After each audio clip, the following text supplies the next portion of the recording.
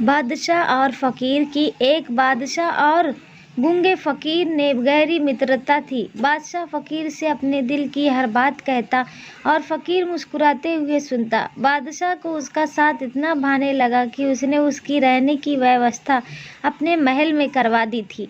फ़कीर राजा के साथ महल में रहने लगा। समय गुजरता गया और राजा का उसके प्रति प्रेम बढ़ता गया। एक दिन बादशाह अपने काफिले के साथ राज्य भ्रमण पर निकला। फ़कीर भी उसके साथ था।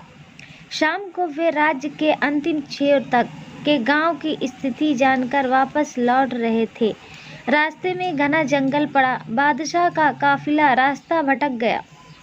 बादशाह ने अपने सारे सैनिकों को रास्ता ढूंढने के लिए चारों दिशाओं में भेज दिया और खुद फ़कीर के साथ एक पेड़ के नीचे सुस्ताने लगा। उसी पेड़ पर एक फल लगा हुआ था।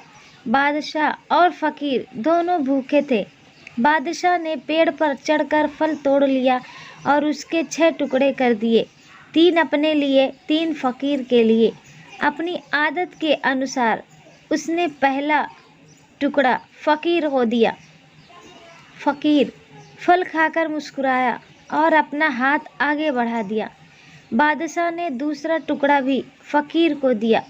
फ़कीर फल खाकर मुस्कुराया और फिर से अपना हाथ आगे कर दिया। राजा ने उसे तीसरा टुकड़ा भी दिया। एक एक करके फ़कीर 5 टुकड़े खा गया और 6वें के लिए भी हाथ आगे बढ़ा दिया। ये देख बादशाह को बड़ा क्रोध आया।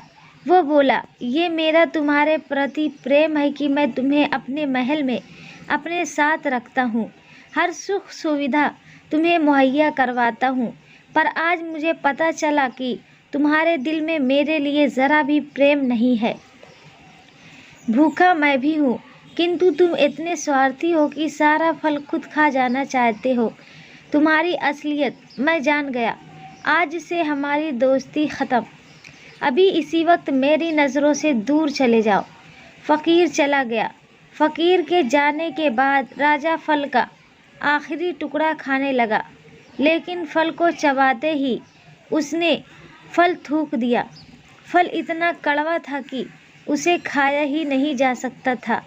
राजा को समझ आ गया कि फ़कीर क्यों सारे टुकड़े मांग कर खा जाना चाहता था और यह भी कि उसका प्रेम कितना गहरा था।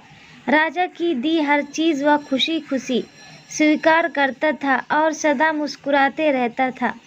इसलिए जब राजा ने उसे फल दिया तो वो भी स्वीकार किया और कड़वा होने के बावजूद मुस्कुराते हुए खा गया।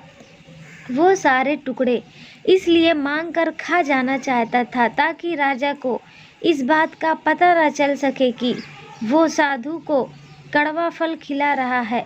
जब राजा के दिए मीठे फल उसने खुशी खुशी खाए थे तो कड़वा क्यों ना खाता।